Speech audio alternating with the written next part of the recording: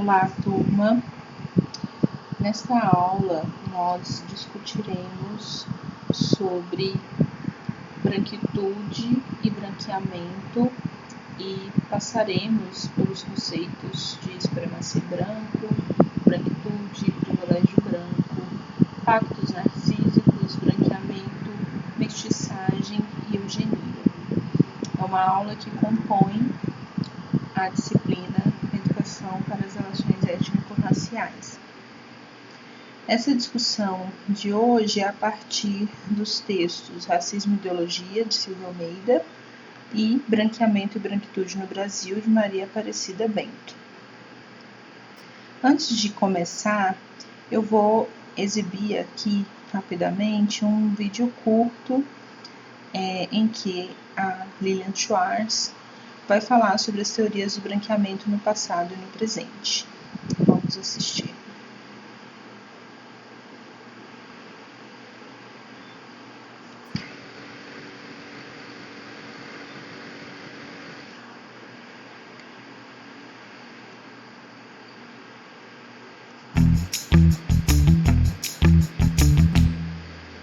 Oi pessoal, hoje eu queria falar com vocês sobre um tema da maior relevância, sobre as teorias de branqueamento.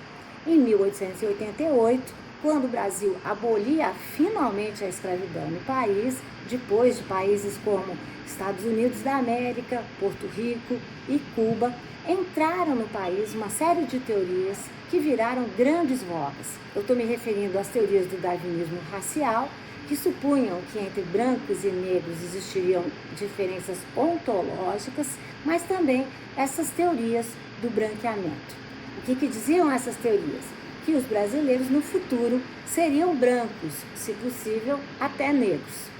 Essas teorias tinham tal importância que em 1911 ocorreu o Congresso Universal das Raças em Londres e o Brasil foi o único país da América Latina a ser convidado. Quem foi, como representante oficial do país, era João Batista Lacerda, então diretor da importante instituição chamada Museu Nacional. Ele levou uma tese que ele denominou de Sur les Métis, sobre os mestiços, que vocês podem encontrar na internet facilmente. E essa tese dizia que em 3 gerações, o Brasil, pela entrada de imigrantes e pelo efeito da biologia, seria branco. Não contente, ele também incluiu uma imagem do pintor Modesto Brocos, dela que se chamava Redenção de Cã. Essa era uma tela mais antiga, ela tinha sido feita em 1895, mas já mostrava na sua imagem o modelo do branqueamento. De um lado o pai, branco, de outro lado a avó, muito negra, ao centro uma mulher mais mulata, como se dizia na época, uma mulher como também se dizia com os seus traços mais afinados, e no seu colo uma criança branca e de olhos azuis. Ora, juntando a tese de João Batista Lacerda com essa imagem, qual era a mensagem do governo brasileiro? Que o Brasil teria passado por um regime da escravidão por tanto tempo, por mais de 3 séculos, e que em apenas um se tornaria branco. Nessa época, essas eram teorias científicas, propriamente dito, teorias oficiais. É certo que o branqueamento não é mais uma teoria oficial no país, mas até hoje nós convivemos com expressões do tipo casou bem, que quer dizer casou mais branco. Também sabemos que muitas vezes jogadores de futebol, ao fazerem sucesso e ganhar muito dinheiro, tentam se definir como mais brancos. E também nas fotografias, durante muito tempo, se branqueou a população negra brasileira. A história de Machado com a Caixa durou anos, tanto que a Caixa esteve presente até num dos seus últimos escritos, seu testamento. Virginia Bicudo, uma psicóloga negra que defendeu teses sobre o preconceito e o racismo, foi constantemente retratada nas fotografias como branca. Essas são questões fortes do nosso passado e também do nosso presente. É preciso que o Brasil não namore com esse modelo só europeu E é preciso que o Brasil aprenda cada vez mais a respeitar as suas muitas histórias, os seus muitos projetos de imaginação e a importância, a relevância que a população negra, que as populações africanas, porque foram muitas nações, tiveram e têm no nosso país. E vamos parar com essa mania besta de achar que nós somos todos europeus e muito brancos. Somos um país diferente, porque compostos hierarquicamente e com muita desigualdade por muitos grupos, muitas pessoas, muitas tribos, muitas nações, basicamente diferentes. Muito obrigada. Bom, esse é um videozinho, né, que vocês podem encontrar no YouTube. Aqui tem os canais também da Lilia Schwartz. É uma estudiosa, né, sobre esse assunto. E ele é introdutório para a gente pensar as questões que estão postas aqui para a gente nessa aula. Então, primeiramente, pensando o conceito de supremacia branca. Segundo o Silvio Almeida, muitas explicações sobre racismo afirmam a existência de uma supremacia branca. A supremacia branca pode ser definida como a dominação exercida pelas pessoas brancas em diversos âmbitos da vida social. Essa dominação resulta de um sistema que, por seu próprio modo de funcionamento, atribui vantagens e privilégios políticos, econômicos e afetivos às pessoas brancas. O problema de considerar o racismo como uma obra da supremacia branca ocorre quando se considera este termo fora de um contexto histórico. Então, muito se diz, né, o racismo está nos olhos de quem vê, de forma que o problema é individualizado, né, então usa-se esse discurso da supremacia branca para dizer do problema individual, como se as pessoas que são racistas tivessem um problema a ser corrigido individualmente. Nós falamos sobre isso, né, nas nossas últimas aulas. Enquanto que não há, né, uma essência branca impressa na alma de indivíduos de pele clara que os levaria a arquitetar sistemas de dominação racial. Então essa é a grande questão, né? A pessoa branca essencialmente não nasce racista, não traz consigo já predeterminado essa ideia de superioridade, né? E de forma que faça com que ela haja de forma racista. Então, para a gente falar em supremacia branca, a gente tem que pensar no contexto histórico, né, em que se dá essas relações de poder de forma que o grupo racial branco se coloca numa posição de superioridade. Pensar de uma forma simplista, né, e essencial a questão racial pode conduzir-nos a uma série de equívocos que só tornam ainda mais difícil a desconstrução do racismo. Dizer que o racismo é resultado de uma histórica e fantasmagórica supremacia branca reduz o combate ao racismo a elementos retóricos, ocultando suas determinações econômicas e políticas. Então, o Silvio Almeida fala muito sobre isso, né, para defender essa questão do racismo estrutural, né? O racismo, ele estrutura as relações e determina economicamente, politicamente, as relações étnico-raciais no país.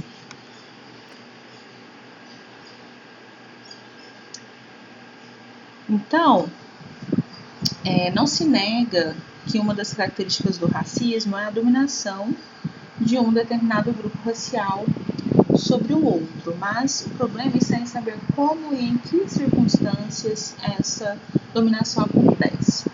Então, a ideia de supremacia branca pode ser útil para compreender o racismo se eu tenho essa ideia, né, se eu trato essa ideia da supremacia a partir de um conceito de hegemonia e analisado pelas lentes das teorias críticas da branquidade ou da branquitude. Então, o Silvio Almeida fala nesse sentido, né? Se a gente for pensar na ideia de supremacia branca, não dá para pensar de uma forma simplista, né, essencialista, mas é preciso situar no contexto histórico essa noção de supremacia branca. E as teorias críticas da branquitude vão trazer muito bem essa discussão. A branquitude pode ser definida como uma posição em que os sujeitos que ocupam essa posição foram sistematicamente privilegiados. Então, esse aqui é um destaque que eu faço, né? No que diz respeito ao acesso a recursos materiais e simbólicos, gerados inicialmente pelo colonialismo e pelo imperialismo, e que se mantêm e são preservados na contemporaneidade. Então, a branquitude, ela tem essa herança, né, material e simbólica que vem, né, que foi gerada pelo colonialismo e que se preserva na contemporaneidade. Então, é essa posição em que se estabelece aí uma superioridade de sujeitos, né, dos sujeitos brancos, numa posição, né, de privilégio dos sujeitos brancos, numa hierarquia, né, que coloca os demais numa posição de inferioridade. Então, a supremacia branca nesse sentido, como uma forma de hegemonia, é uma forma de dominação que é exercida não apenas pelo exercício bruto do poder, pela pura força, mas pelo estabelecimento de mediações e pela forma de conceitos ideológicos. Então, ao longo dos séculos, essa ideia de superioridade, né, dos sujeitos brancos em relação aos demais é repassada, né, por meio do discurso e por meio da manutenção dos privilégios no que diz respeito a esse acesso a recursos materiais e simbólicos. E essa dominação, ela é exercida pelo poder, mas também pelo complexo cultural em que as desigualdades, a violência e a discriminação racial são absorvidas como componentes da vida social. Então, o autor fala muito dessa naturalização dessa herança, dessa manutenção da supremacia branca como uma forma de hegemonia, em que, por exemplo, as desigualdades, as violências, a discriminação racial contra os demais grupos são vistas como naturalizadas, né? Não são vistas como resultado do racismo. E aí o autor questiona, branco tem raça? Então ele parte da noção de uma construção social, né? As identidades raciais, elas são construções, elas não são dadas. Então ser negro e ser branco são construções sociais. O negro é produto do racismo sobredeterminado pelo exterior, segundo Fanon. O negro faz-se humano com a negritude e com a consciência negra que constitui a reação intelectual e política contra as condições impostas a ele pelo racismo. Então, ser negro, a gente não nasce negro, né? Então, eu, por exemplo, como uma mulher negra, quando criança eu não sabia que eu era negra, mas eu sou racializada pela minha negritude, né? Quando eu sou apontada como negra em situações de racismo, e a partir do momento que eu vou tomando consciência dessa minha negritude. Então, percebem, é uma construção social. E o que geralmente acontece é que os negros são racializados. Assim como o privilégio faz de alguém branco, são as desvantagens sociais e as circunstâncias histórico-culturais, e não somente a cor da pele ou o formato do rosto que fazem alguém negro.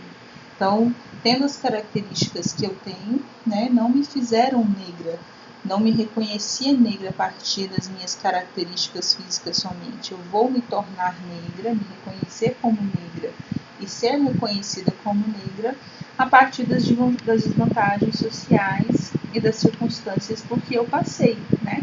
Circunstâncias de violência, circunstâncias de desvantagem econômica, simbólica.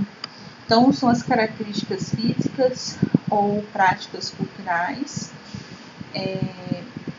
dispositivos, materiais de classificação racial que fazem incidir o mecanismo de atribuição de privilégios e de desvantagens políticas, econômicas e também afetivas. Então, do outro lado, ser branco, ele geralmente não é racializado, ele é posto como um modelo universal de humanidade, né? Então, as condições de privilégio material e simbólico não o colocam em desvantagem em relação ao ser negro. E ele vive uma insuperável contradição, segundo Silvio Almeida. Só se é branco na medida em que se nega a própria identidade enquanto branco, que se nega a ser portador de uma raça. Ser branco é atribuir identidade inicial aos outros e não ter uma.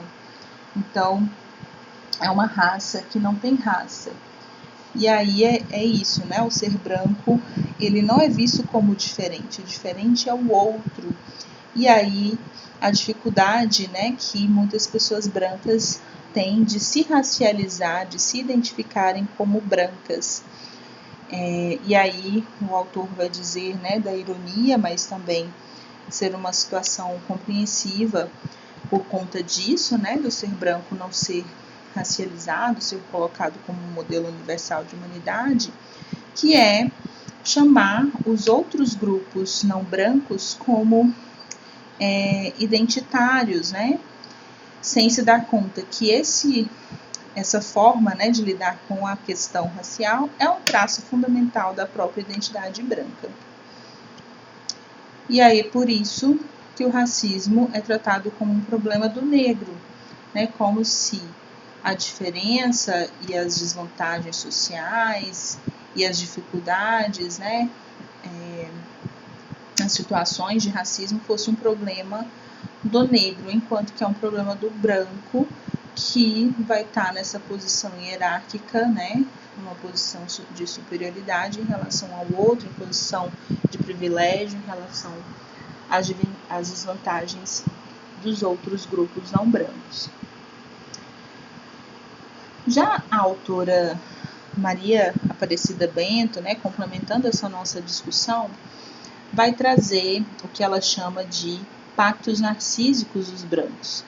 Segundo ela, nos debates, pesquisas e programas institucionais de combate às desigualdades, é muito comum o silêncio, a omissão ou a distorção em torno do lugar que o branco ocupou e ocupa nas relações raciais brasileiras. A falta de reflexão sobre o papel do branco nas desigualdades raciais é uma forma de reiterar persistentemente que as desigualdades raciais no Brasil constituem um problema exclusivamente do negro, pois só ele é estudado, dissecado, problematizado.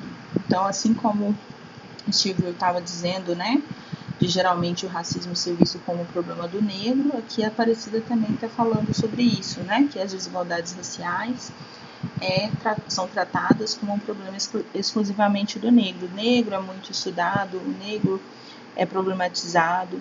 E o branco, né? Onde são os estudos sobre o branco?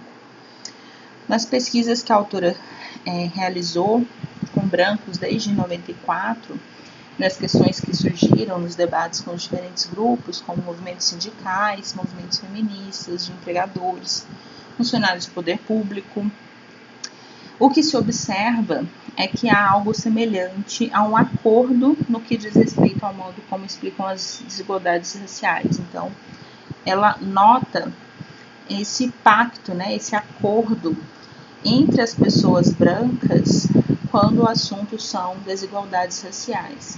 O foco da discussão é sempre o negro e há um silêncio sobre o branco. O que parece interferir nesse processo é uma espécie de pacto, um acordo tácito entre os brancos de não se reconhecerem como parte absolutamente essencial na permanência das desigualdades raciais no Brasil. Então, eles não se veem como parte desse processo que causou tanta desigualdade e violência, né, sobre os demais grupos não brancos. E aí ela conta que em cursos ministrados ao movimento sindical, muitos brancos progressistas que combatem a opressão e as igualdades sociais silenciam e mantêm seu grupo protegido das avaliações e análises. Então percebam, né, esse destaque eu fiz. mantém seu grupo protegido, né? Então, mostrando aí o que a autora está chamando desse pacto. Eles reconhecem as desigualdades raciais, só que eles não associam as desigualdades raciais à discriminação. E isso é um dos principais sintomas da branquitude, né? Há desigualdades raciais? Então há um reconhecimento de que as pessoas não são tratadas de forma igual, né? Não têm seus direitos garantidos de forma igual. Há uma carência negra? Então existe, né, esse reconhecimento. Isso tem alguma coisa a ver com branco? Não. E aí essa é a relação com a desigualdade racial, né? Esse assunto se reconhece um problema, mas não se relaciona esse problema com a branquitude. O branco não tem uma relação direta com a situação de inferioridade, vulnerabilidade em que o negro se encontra. E aí o discurso é de que o negro foi escravo, ou seja, é um legado inerte de um passado no qual os brancos parecem ter estado ausentes. Então, o problema do racismo é porque os negros foram escravizados. Mas quem foram as pessoas que escravizaram, né? Os povos negros e indígenas. Então, se evita focalizar o branco. Evitar focalizar o branco é evitar discutir as diferentes dimensões do privilégio. Mesmo em situação de pobreza, né, e aí muitos vão dizer, mas os brancos também, nem todo branco estão em situações de privilégio. Também existe branco em situação de vulnerabilidade. Mas, mesmo em situação de pobreza, o branco tem um privilégio simbólico da brancura. Então, quando a gente estava dizendo ali do acesso a recursos materiais e simbólicos. Assim, tentar diluir o debate sobre raça, analisando apenas a classe social, é uma saída de emergência permanentemente utilizada, embora todos os mapas que comparem a situação de trabalhadores negros e brancos explicitem que entre os explorados, entre os pobres, os negros encontram um déficit muito maior em todas as dimensões da vida, na saúde, na educação, no trabalho. E aí eu peço para vocês pensarem nos dados estatísticos que vocês pesquisaram, né, como atividade na última aula. Então, se a gente pensar todas essas categorias, né, saúde, educação, trabalho, violência, mesmo se a gente pensar aí, né, na questão da classe social, pessoas brancas pobres e pessoas negras pobres, o negro ainda está numa situação inferior, né, dada a esse privilégio simbólico da brancura, né? Então, há uma hierarquia entre essas questões, né? Então, se a gente for fazer um atravessamento de gênero também, vocês vão ver, né? Vocês devem encontrar as mulheres também numa situação de vulnerabilidade maior, né? Então, pensando em salários, eu acho que eu trouxe aqui um quadrinho para vocês. Então, o homem branco é o que tem uma maior renda, é o que geralmente recebe um melhor salário. A mulher branca vem na sequência, o homem negro na sequência e a mulher negra na última posição. E todos, né, que têm essa consciência racial entendem essa frase que a autora traz, né? A pobreza tem cor, né? Então é muito forte aí fazer esse destaque. Então, essa a tabelinha que eu mostrei para vocês, né? Esse quadro, a renda média da população, segundo essas marcas, né, de sexo e cor ou raça, pobreza, distribuição e desigualdade de renda. Retrato das desigualdades de gênero e raça. Então, aqui a gente tem o homem branco, né, com essa renda média, R$ 1.491, a mulher branca, R$ 957, o homem negro, R$ 833,50 e a mulher negra, R$ 544,40. É uma renda média, né, da população fazendo esse atravessamento de gênero e raça. Então a pobreza tem cor, mesmo entre os pobres a gente percebe aí o racismo, né? O racismo, o sexismo. Então o legado da escravidão para o branco é um assunto que o país não quer discutir, né? Pois os brancos saíram da escravidão com uma herança simbólica e concreta, extremamente positiva, fruto da apropriação do trabalho de 4 séculos das pessoas negras. Então há benefícios concretos e simbólicos em se evitar caracterizar o lugar ocupado pelo branco na história do Brasil. Então não há como negar, né, que existe essa herança simbólica e concreta, e o país não quer discutir, né, esse legado da escravidão, né, esse lugar dos privilégios da branquitude. E segundo a autora, o problema, assim, a consequência disso, né, é como prestar contas sobre isso, né, o silêncio em relação à branquitude, a cegueira em relação a esses pactos, né, que acontecem, permitem a não prestação de contas, não compensar, não indenizar os negros. No fim das contas, são os interesses econômicos em jogo.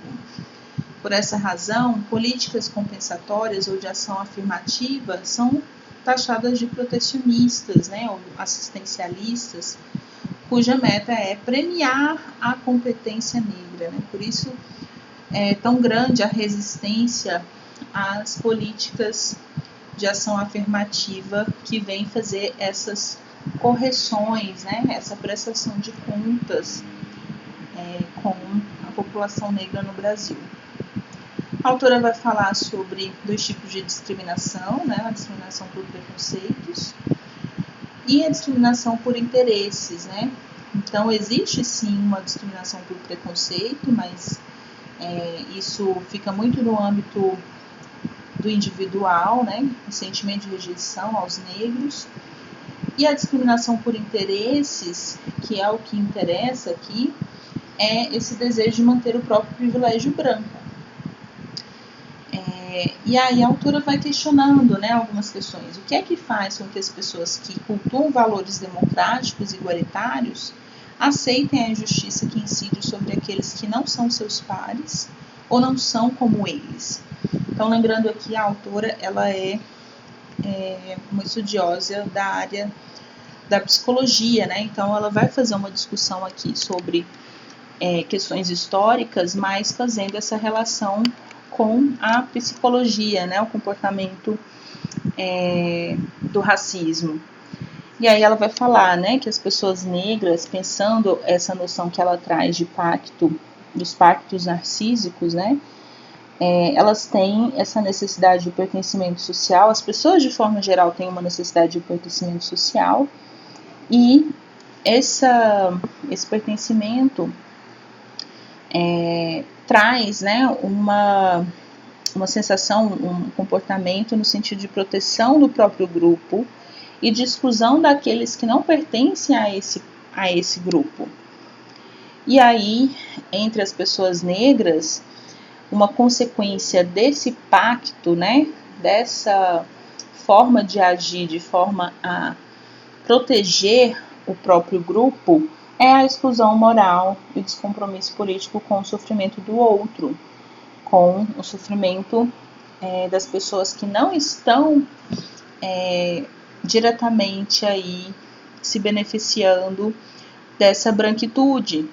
Então há uma desvalorização do outro como pessoa, como ser humano, e os excluídos moralmente são considerados sem valor, indigno e, portanto, passíveis de serem prejudicados e explorados.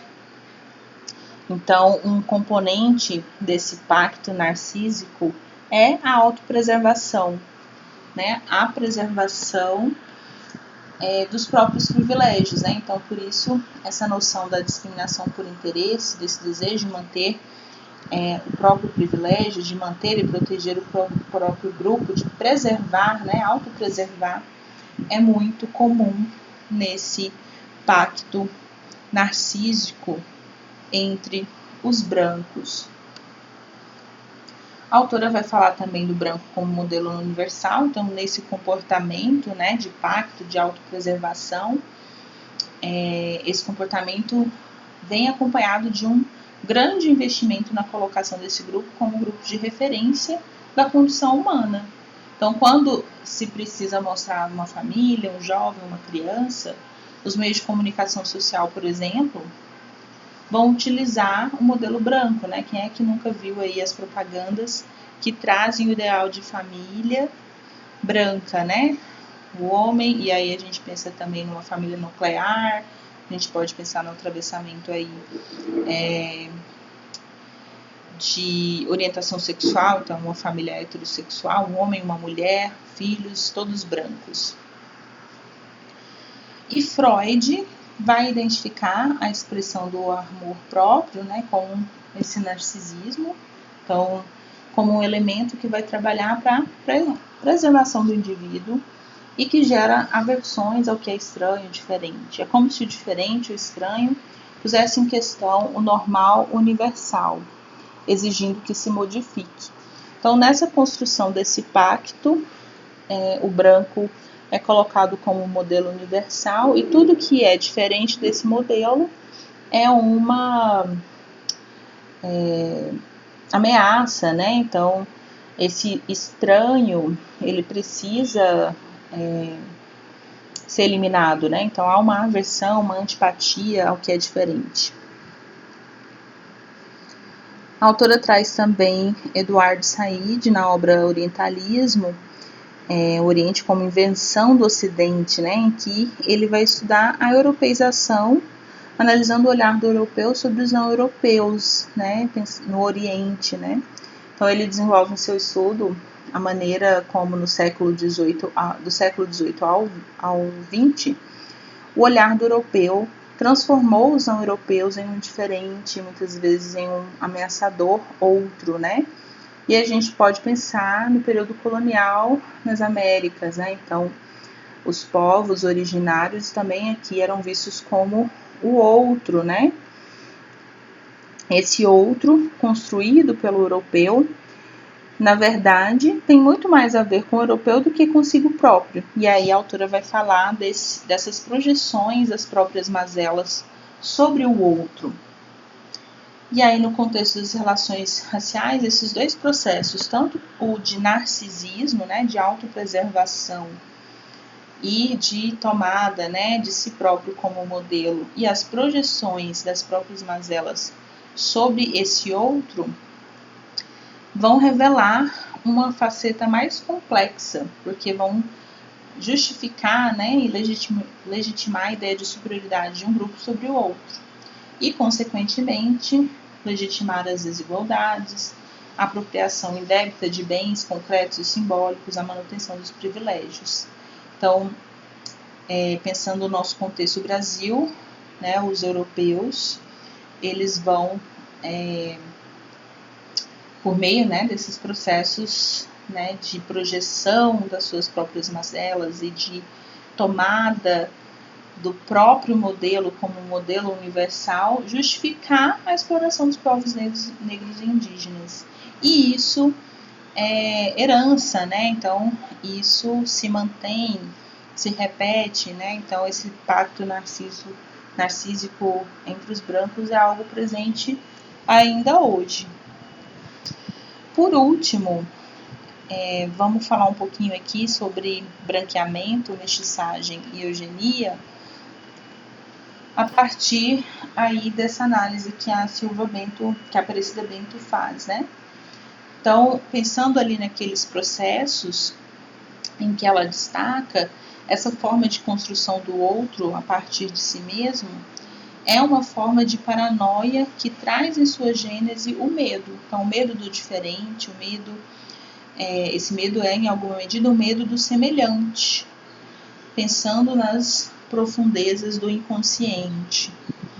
E aí o ideal de branqueamento vai nascer desse medo, constituindo na forma encontrada pela elite branca brasileira no final do século XX, para resolver o problema de um país ameaçador, século XIX, gente, desculpa, um país ameaçador, majoritariamente não branco. Então, lembrando, né, a Aparecida está fazendo aí essa análise, pensando, né, o campo da psicologia e trazendo alguns fatos, né, históricos, né, pensando em como que esse processo se deu, fazendo uma análise explicativa, né, desse comportamento. Então, o medo do negro que compunha o contingente, né, populacional majoritário no Brasil gerou uma política de imigração europeia por parte do Estado brasileiro, cuja consequência foi trazer para o Brasil 3 milhões, quase 4 milhões, né, de imigrantes europeus em 30 anos, um número equivalente ao de africanos, né, 4 milhões, que haviam sido trazidos ao longo de 3 séculos. Então, existiu no país, isso que a Lilia Schwartz fala lá no vídeo, né, um projeto de branqueamento no país, por meio dessa política de imigração europeia, né? Vocês devem já terem estudado isso em história, né, sobre a vinda de europeus de forma que superasse, que alimentasse, né, o mercado de trabalho, né, de forma mais qualificada, mas existia esse projeto, né, de branqueamento. Ao final do sistema escravista, em 1888, a construção de uma nação e de uma identidade nacional se colocou como uma questão crucial para a elite brasileira, tendo em vista que a nova categoria de ex-escravizados negros, que não eram sequer considerados gente, passaria a formar a identidade brasileira que se pretendia branca. Como explicar essa problemática racial e propor a construção de uma nacionalidade? Então, acabou-se a escravidão, mas ali existia um grande contingente populacional negro. E como inserir, né, essa população à sociedade? Como pensar a identidade brasileira não negra, né, pensando aí nessa construção de uma identidade nacional, né? Então, essa elite brasileira branca não queria pensar uma identidade negra para o Brasil. É uma elite que pretendia, né, essa construção identitária branca. Foi então que essa elite, baseada em cientistas ocidentais europeus e americanos da época, também do século anterior, que estudavam o fenômeno da mestiçagem, começou a teorizar sobre o processo de formação da identidade brasileira a partir de uma ideologia racial assimilacionista que não reconhecia a pluralidade de raças e mesclas de culturas e valores diferentes, de identidades diversas, mas acreditava na formação de uma identidade única e homogênea, resultante da mestiçagem entre as raças branca, negra e indígena. Então, esse processo aqui, né, no fim do século XIX, ele se dá de forma muito arquitetada, né? Então, a gente tem uma problemática racial,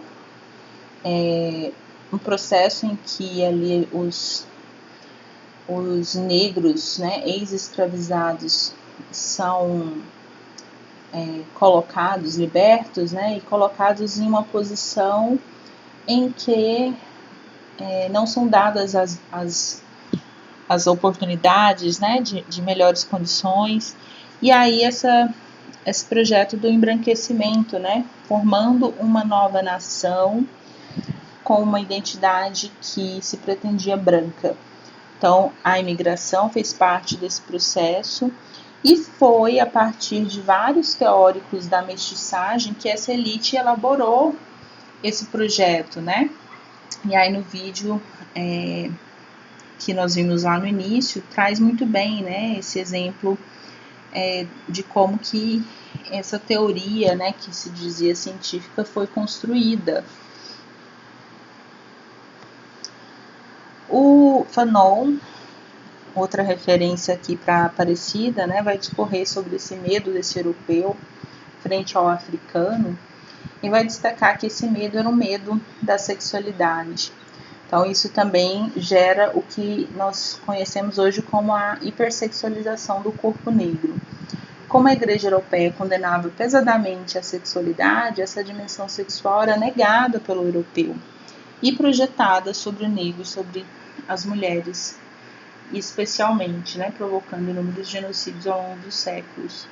Então, esse medo do outro, né, esse medo de perder os seus privilégios, gerava também essa projeção de uma dimensão sexual que era reprimida, né, por essa europeidade, por essa igreja europeia.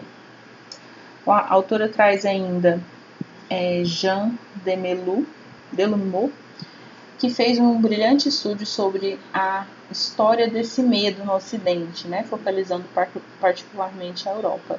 Ele destaca o medo das elites brasileiras de ascendência europeia diante dos considerados despossuídos, né, sem posses, desde os povos tidos como primitivos até as sociedades contemporâneas.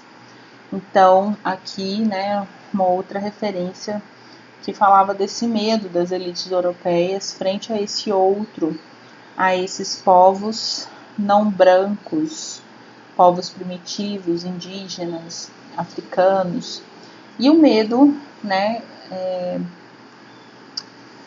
relacionado a essa perda de posses e privilégios. E desse processo aqui também a gente tem como consequência uma satanização dos povos negros e indígenas pagãos. Então, o medo, segundo a autora, né, concluindo, e a projeção, né, das próprias mazelas podem estar aí na gênese dos processos de estigmatização de grupos que visam legitimar a perpetuação das desigualdades, a elaboração de políticas institucionais de exclusão e até mesmo de genocídio. Então, como vimos ali atrás, esse medo vai assolar bastante o Brasil aí próximo ao período da abolição da escravatura, diante de uma massa muito grande, né, de negros libertos que vai tomar as ruas do país, e essa elite branca sabia, né, que a condição aí de miséria dessa massa de negros era fruto da exploração e violência provocada por essa elite durante quase 4 séculos, né?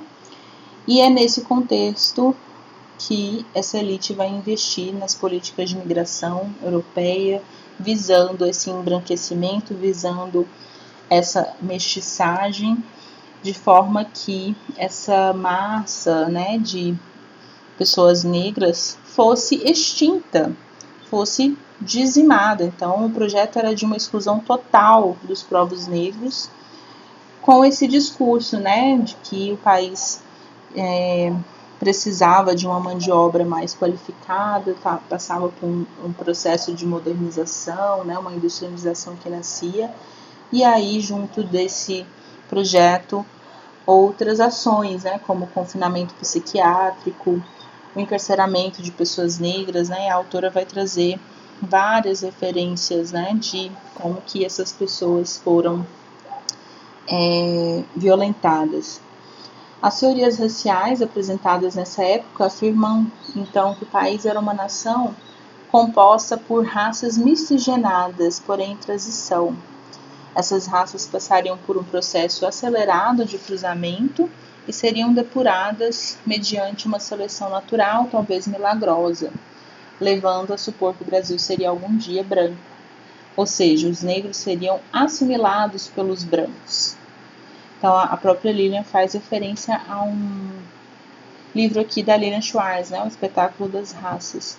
Então, esse processo aí de cruzamento entre as raças geraria uma população branca, né? Então, esse é o projeto de embranquecimento por meio da miscigenação. Vários intelectuais discutiam, né, sobre isso, né? Entre eles Silvio Romero, Euclides da Cunha, Alberto Torres, Manuel Bonfim, Nina Rodrigues, João Batista Lacerda, que é o autor citado, né, pela Lilian lá no vídeo que nós vimos no início, Edgar Roquette Pinto, Oliveira Viana, Gilberto Freire, um destaque aqui, né? Alguém às vezes já tenha ouvido falar sobre esse autor com o livro Casa Grande Senzala, dentre outros. Então, a maioria deles era influenciado por um determinismo biológico que acreditava de fato na inferioridade das raças não brancas, sobretudo a negra, e na degenerescência do mestiço. E essa era a tese, né? Ao longo dos séculos, o cruzamento entre as raças faria desaparecer negros, indígenas e mestiços, embranquecendo o povo brasileiro.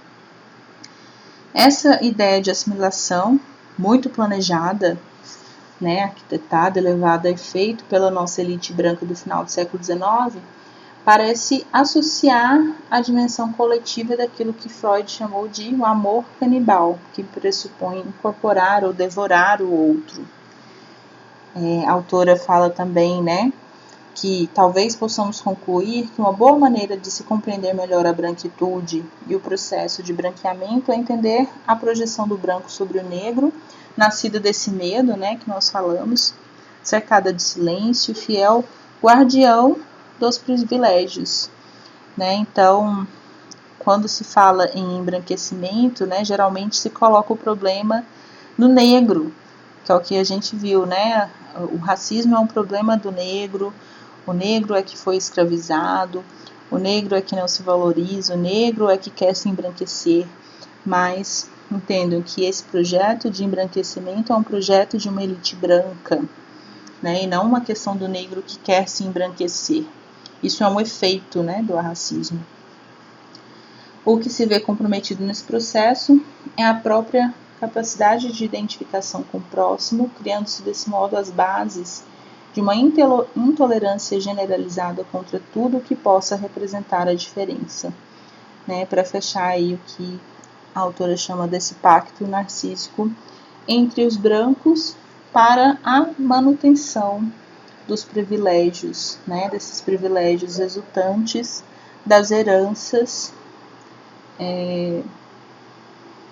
aos recursos, né, heranças simbólicas e concretas, né, dessa branquitude, dessa elite branca do período colonial até os dias de hoje. Nós finalizamos por aqui. Qualquer dúvida, qualquer questão, vocês podem deixar para mim e a gente vai dialogando.